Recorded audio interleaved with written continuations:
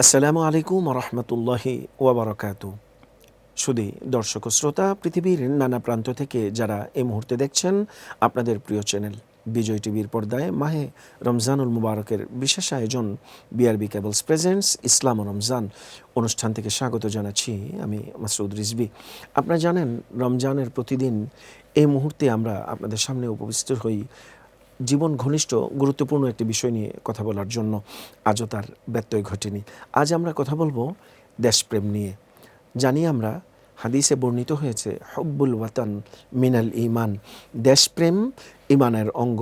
দেশকে ভালোবাসা, দেশের প্রতি ভালোবাসা কাজ করা, এটি ইসলামিক দিক নির্দেশনাও বটে। নবী করিম সাল্লাল্লাহু আলাইহি ওয়াসাল্লামের রয়েছে এই বিষয়ে অসংখ্য মুখনিসৃত অমীয় বাণী। আরও কি বলেছে ইসলাম সামগ্রিক এই বিষয়গুলোকে নিয়ে, আমাদের দেশমাতৃকার প্রতি ভালোবাসা নিয়ে, গুরুত্ব তাৎপর্য নিয়ে কথা বলবো আমরা আমাদের আজকের পুরো অনুষ্ঠান জুড়ে। আর সামগ্রিক সকল বিষয় নিয়ে কথা বলার জন্য আমাদের বিজয় টিভির স্টুডিওতে আমন্ত্রণ জানিয়েছি দেশের একজন প্রথিতযশা ইসলামী চিন্তাবিদ ও শিক্ষাবিদকে। আমাদের আজকের আমন্ত্রিত অতিথি হয়ে এসছেন ডক্টর শাহ মোহাম্মদ আহসানুল হাদী, সহযোগী অধ্যাপক, ফার্সি ভাষা ও সাহিত্য বিভাগ, ঢাকা বিশ্ববিদ্যালয়ে। আসসালামু আলাইকুম রহমতুল্লাহি ওবারাকাতুহু। ওয়ালাইকুম আসসালাম রহমতুল্লাহি ওবারাকাতুহু। হালান ওয়া সাহলান। আপনি কেমন আছেন? আলহামদুলিল্লাহ, আল্লাহ ভালো রেখেছেন। রমজান চলছে, অন্যান্য সময়ের চাইতে একটু ব্যতিক্রম। সাহারি, ইফতার, তারাবি সব কিছু মিলিয়ে চমৎকার এবাদতের এক আবহ। কেমন লাগছে আপনার? আলহামদুলিল্লাহ, আল্লাহ ভালো রেখেছেন। আচ্ছা, আপনার উচ্ছ্বাসিত উত্তরে আমরা আনন্দিত হয়েছি। আমাদের মনে হয় এই সময়টি যেন আরেকটু বেশি হলে খুব ভালো হতো। রমজান একে একে পেরিয়ে যাচ্ছি, আমরা প্রায় শেষ প্রান্তে এসে উপনীত হয়েছি আমরা। নবী পাকের ভাষ্য অনুযায়ী আউয়ালুহু রাহমা, আওসাতুহু মাগফিরা ওয়া আখিরুহু ইতকুম মিনান নার। আমরা শেষ দশক পেরোলেই রমজান আমাদের কাছ থেকে বিদায় নিয়ে যাবে। আবারও হয়তো বছর ঘুরে আসবে রমজান, জানি না আমরা কে থাকবো, কে চলে যাব। এই সময়ে আমরা এসে আপনার কাছে জানতে চাই, আজকে যে বিষয় আমরা নির্ধারণ করেছি, দেশপ্রেম, দেশের প্রতি ভালোবাসা, দেশ মাতৃকার প্রতি আন্তরিকতা। এই বিষয়টি আসলে আমরা সবসময় শুনে এসেছি, কিন্তু এই বিষয়ে কি ইসলামের কোনো নির্দেশনা আছে কিনা, বা থাকলেও তা কেমন, কি করব, কি করা যাবে না, ইত্যাদি সামগ্রিক বিষয়ে আজ ইনশাল্লাহ আপনার কাছে আমরা জানব। জি, অনেক ধন্যবাদ। শুরুতেই আমরা আপনার কাছে জানবো দেশপ্রেম নিয়ে ইসলাম কি বলে। জি, অনেক ধন্যবাদ। অত্যন্ত চমৎকার একটি বিষয়ে আপনি অবতারণা ঘটিয়েছেন, দেশপ্রেম। জি, আমরা যদি ইসলামে দেশপ্রেমের কথা বলি, তো আল্লাহ নবীর জীবনে যদি আমরা চিন্তা করি, আল্লাহ নবীর জীবনে দুটো দেশ। জি, একটি হচ্ছে তার জন্মস্থান, জি, যার নাম হচ্ছে মক্কা নগরী। এটা আল্লাহ নবীর জন্মস্থান হিসেবে এটা দেশ, জন্মদেশ। দ্বিতীয়ত হচ্ছে আল্লাহ নবী হিজরত করার পর যেখানে গেলেন, রাষ্ট্র গঠন করলেন এবং জীবনের শেষ পর্যন্ত যেই জনপদে তিনি অবস্থান করলেন এবং যেখানে আল্লাহ নবীকে সমাহিত করা হয়েছে এবং সেখানে আল্লাহ নবীর যে রওজা মোবারক এখন অবস্থান করছে, সেই মদিনাতুন নবী বা নবীর যে শহর আমরা বলে থাকি, এটা হচ্ছে আল্লাহ নবীর আরেকটি দেশ।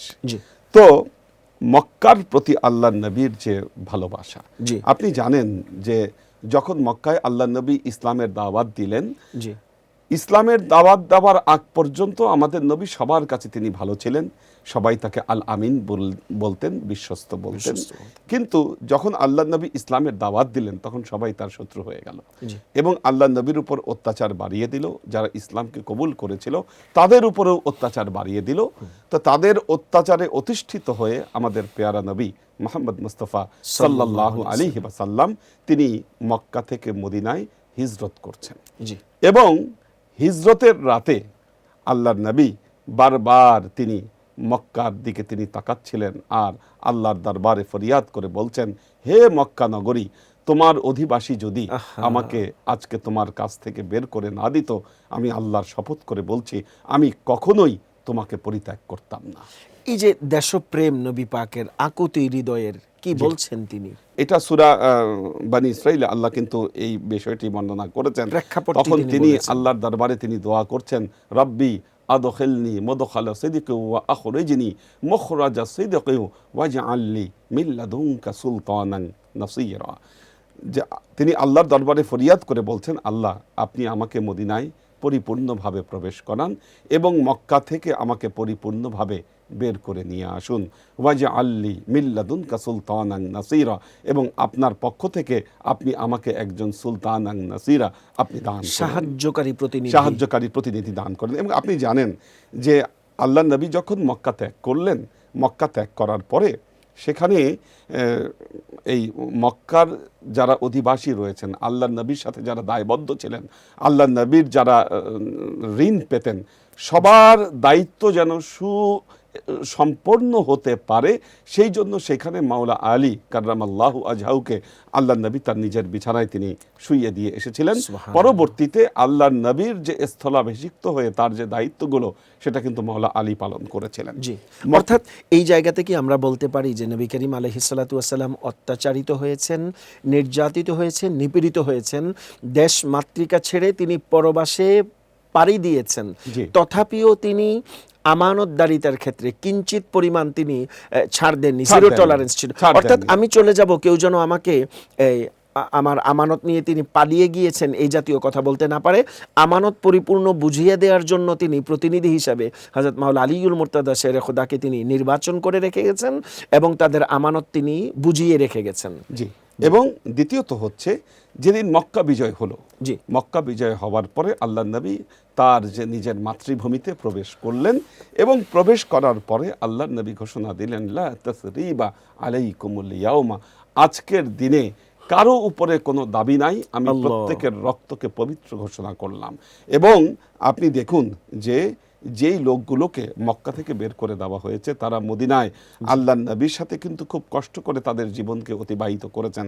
তারাই যখন আবার মক্কায় ফিরে এসেছেন, মক্কায় ফিরে আসার পর দেখলেন ওনাদের জায়গা জমি অন্য মানুষ দখল করে ফেলেছে, ওনাদের আত্মীয় স্বজনের উপর অত্যাচার করেছে, তখন তো তাদের গায়ে রক্ত টকবক করছে। কিন্তু আল্লাহ নবী ঐতিহাসিক ঘোষণা দিলেন যে লা তাসরিবা আলাইকুমুল ইয়াউমা, আজকের দিনে কেউ কারো প্রতি শত্রুতা পোষণ করবে না, সব অপরাধকে আজকের দিনে আমি মাফ করে দিলাম। অর্থাৎ এত নির্যাতিত হলেন, নিপীড়িত হলেন, দেশমাতৃকা ছেড়ে তিনি হিজরত করলেন, তথাপিও তিনি আসার পরে মহানুভবতার পরিচয় দিলেন, সব মাফ করে দিলেন এক মুহূর্তের মধ্যে সব মাফ।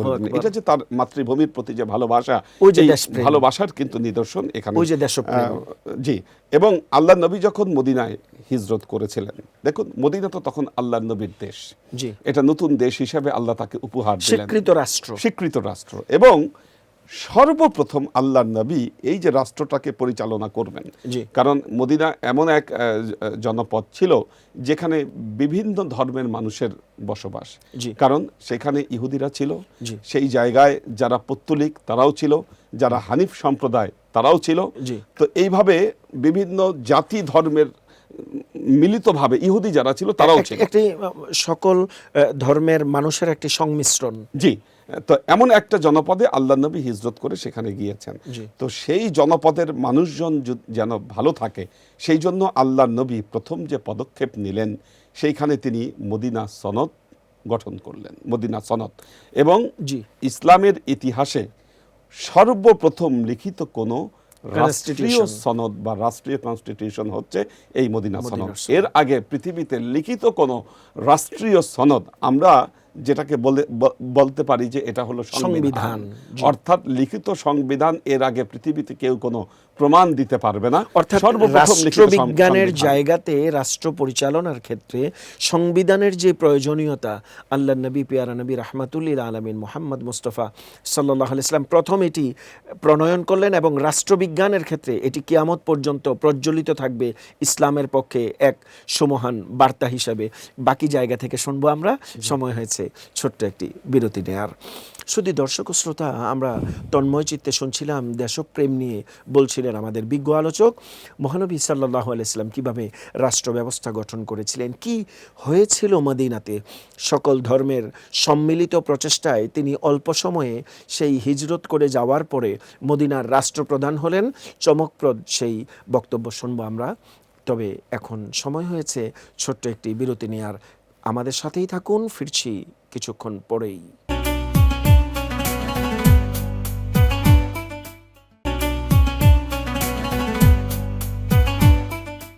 বিরতির পর আবারও স্বাগত জানাচ্ছি আপনাদের প্রিয় চ্যানেল বিজয় টিভির মাহে রমজানুল মোবারকের বিশেষ আয়োজন বিআরবি কেবলস প্রেজেন্টস ইসলাম ও রমজানে। আমরা শুনছিলাম দেশপ্রেম নিয়ে। নবী করিম সাল্লাল্লাহু আলাইহি সাল্লাম মাতৃভূমি ছেড়ে তিনি মদিনাতে গেলেন। সহিহ বুখারীর একটি বর্ণনা আছে, আল্লাহ নবী দোয়া করেছেন, আল্লাহুম্মা হাব্বিব ইলাইনাল মদিনা কাহুব্বিনা মাক্কাতা আও আশাদ্দা। মদিনাবাসীর উষ্ণ অভ্যর্থনায় তিনি এত আপ্লুত হলেন, তিনি বলেছেন, মক্কার সেই প্রেম মদিনায় নতুন করে আমার মধ্যে যেভাবে জাগরিত হয়েছে, মদিনাতা আও আশাদ্দা, আল্লাহ তুমি আরও বাড়িয়ে দাও। জি, হাদিসের এই অমীয় বাণীকে সামনে রাখলে আমরা দেখতে পারি দেশপ্রেম নবীজি যেভাবে উৎসাহের সাথে বলছেন, এত নির্যাতন নিপীড়নের পরে গিয়ে আবার দেশবাসীকে তিনি ক্ষমা করে দিচ্ছেন এক মুহূর্তে। এই যে উদারতার অপূর্ব দৃষ্টান্ত তিনি স্থাপন করলেন এবং রাষ্ট্র পরিচালনায় মদিনার সনদ নিয়ে বলছিলেন আপনি। জি, তারপর থেকে শুনছি। এবং এই যে মদিনা রাষ্ট্র গঠিত হলো, সেই রাষ্ট্রের প্রতি আল্লাহ নবীর কি ভালোবাসা। জি, দেখুন, আল্লাহ নবী প্রায় এই মদিনার জন্য দোয়া করতেন। আল্লাহ নবী হাত তুলে বলতেন, ইয়া আল্লাহ, হজরত ইব্রাহিম আলাইহিস সাল্লাম যেমনিভাবে তার মক্কা ভূমির জন্য যেইভাবে হজরত ইব্রাহিম আলাইহিস সাল্লাম দোয়া করছেন, আমি আল্লাহ আজকে এই মদিনার জন্য দোয়া করছি। ইব্রাহিম আলাইহিস সালাম মক্কাকে হারাম ঘোষণা করেছেন, আমি নবী মদিনাকে হারাম ঘোষণা করলাম। এবং অসংখ্য দোয়া আল্লাহর নবী হাত তুলে এই মদিনার জন্য করেছেন। এবং আল্লাহর নবী প্রায় সাহাবাদেরকে বলতেন যে তোমরা কখনোই এই মদিনা ত্যাগ করবা না, তোমরা সুখে দুঃখে সব সময় এই মদিনাকে তোমরা ধরে থাকবা, এই মদিনায় তোমরা অবস্থান করবা। আল্লাহর নবী যখনও কোনো কাজে এই মদিনা থেকে বাইরে চলে যেতেন, তিনি যখন মদিনার দিকে ফিরতেন, সাহাবাদের বর্ণনায় আমরা পাই যে আল্লাহর নবী উটের গতিপথ বাড়িয়ে দিতেন। এবং যখন উহুদ পাহাড়ের আল্লাহর নবীর দৃষ্টিগোচর হতো, তিনি উহুদ পাহাড়কে ডাকতেন ইয়া তাইয়্যিবা। এই মদিনাকে তিনি ইয়া তাইয়্যিবা বলে তিনি সম্বোধন করতেন, পবিত্র নগরী। এইভাবে সম্বোধন করে তিনি মদিনাকে বলতেন যে ইয়া তাইয়্যিবা, হে তাইয়্যিবা, আমি তো তোমাকে ভালোবাসি। হ্যাঁ, এইভাবে আল্লাহর নবী এই মদিনাকে দেখে একটা উচ্ছ্বাস প্রকাশ করতেন এবং দ্রুত তিনি মদিনার দিকে অগ্রসর হতেন। যেটি আপনি শুরুতেই বলেছেন যে হুব্বুল ওয়াতান মিনাল ঈমান, দেশের প্রতি ভালোবাসা এটা কিন্তু ঈমানের অংশ। ধরুন, আমরা আজকে যেই জনপদে, আমরা আজকে যেই দেশে বসবাস করছি, নিঃসন্দেহে এই দেশ, এই জনপদ, এটা কিন্তু মহান আল্লাহ তাআলার প্রতি, মহান আল্লাহ তাআলার পক্ষ থেকে আমাদের জন্য এই দেশ হচ্ছে একটি উপহার। তো আমরা যদি মুমিন হই, আমরা যদি মুসলমান হই, আমাদের প্রাথমিক দায়িত্ব হচ্ছে, ঈমানি দায়িত্ব হলো সর্বপ্রথম আমাদের এই দেশকে ভালোবাসা। দ্বিতীয়ত হলো, দেখুন, এই যে মদিনা সনদ, আমাদের মধ্যে কেউ কেউ একটি কথা বলার চেষ্টা করেন যে আমরা আল্লাহর আইন মানি আর কোনো আইন মানি না। হ্যাঁ, এবং আমাদের তো আমরা কোরআন আছে, আমরা কোরআন দিয়ে আমরা শাসন করব। দেখুন, রাষ্ট্রীয় সনদ, রাষ্ট্রীয় শাসন, এই শাসন করার জন্য আল্লাহর নবীর সুনির্দিষ্ট নির্দেশনা, আল্লাহর নবীর সুনির্দিষ্ট দৃষ্টান্ত কিন্তু আমাদের সামনে রয়েছে যে একটা রাষ্ট্রকে পরিচালনার জন্য সেই রাষ্ট্রের সকল মানুষ, সকল ধর্ম বর্ণ নির্বিশেষে সকলকে নিয়ে লিখিত যে সনদ, সেটাই কিন্তু ছিল মদিনা সনদ।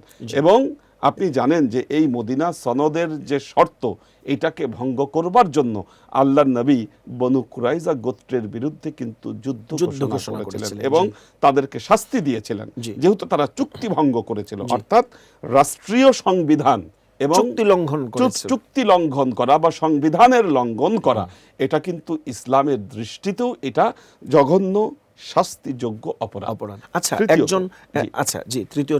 তৃতীয়ত, দেখুন, আল্লাহর নবী তিনি কিয়ামতের আলামত হিসেবে যে আলামতগুলো বর্ণনা করেছেন, তার মধ্যে একটি আলামত বলেছেন, ইজা তুখিজাল ফাইউদুলান আল আমানাতু মাগনামান।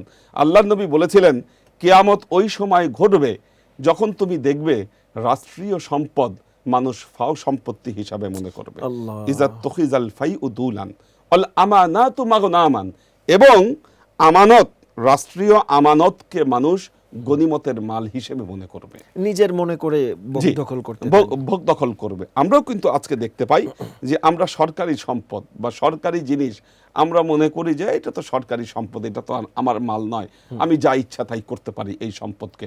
এটি কিন্তু কিয়ামতের আলামত এবং আল্লাহর নবী এই বিষয়টাকে খুবই অপছন্দ করেছেন। আমানতদারিতার খেয়ানত হবে কিনা এই জায়গাতে যদি রাষ্ট্রীয় সম্পদকে তসরুপ করা হয়? জি, দেখুন, রাষ্ট্রীয় সম্পদকে কেউ যদি চুরি করেন তাহলে তো অপব্যবহারও যদি কেউ করে, চুরি, অপব্যবহার এবং এটার মিসইউজ, এগুলো সব কিছু দণ্ডনীয় অপরাধ হিসাবে গৃহীত হবে।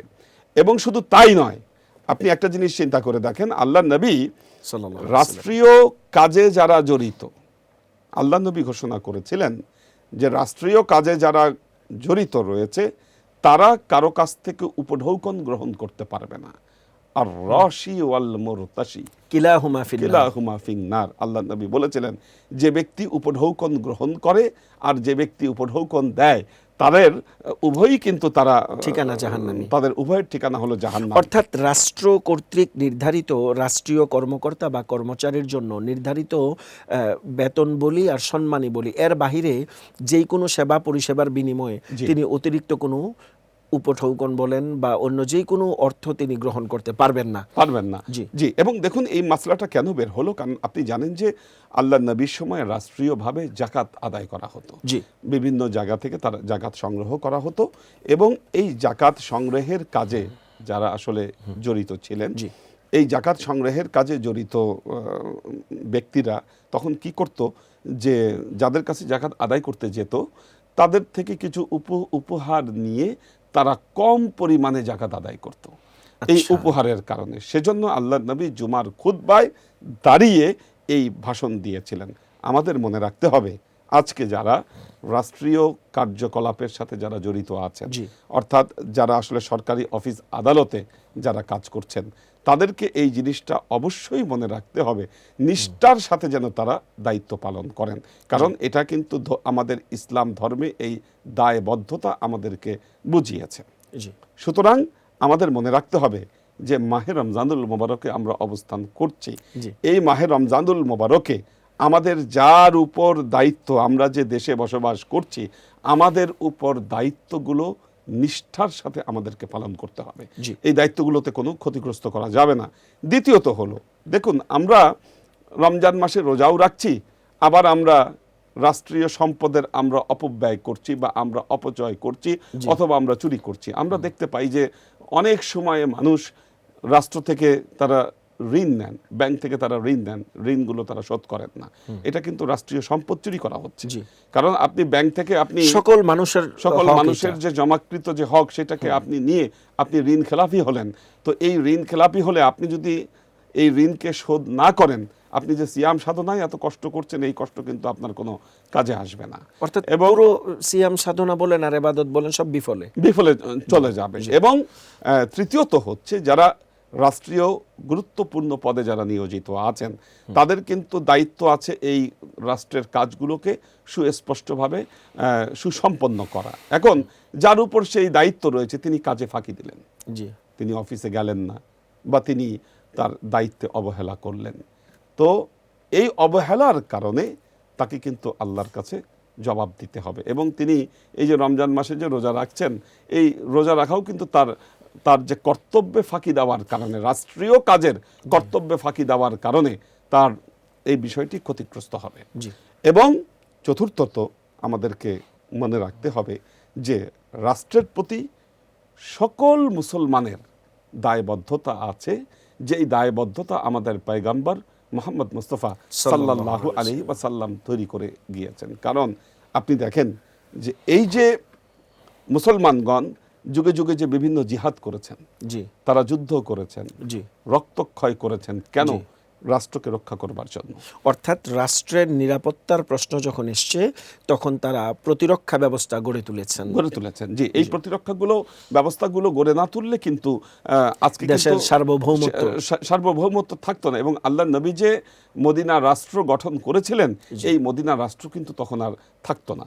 এই জিহাদের বিনিময়ে, ত্যাগের বিনিময়ে কিন্তু এই মদিনা রাষ্ট্রের অস্তিত্ব রক্ষা হয়েছে। সুতরাং আমাদেরকে মনে রাখতে হবে যে আমরা প্রকৃত মুমিন এবং মুসলমান হতে গেলে আমাদের রাষ্ট্রের প্রতি ভালোবাসা, এর প্রতি যে আমাদের দায়বদ্ধতা, এগুলোকে সুসম্পন্ন করতে হবে। অসংখ্য ধন্যবাদ আপনাকে বিজয় টিভিতে আমাদেরকে সময় দেওয়ার জন্য।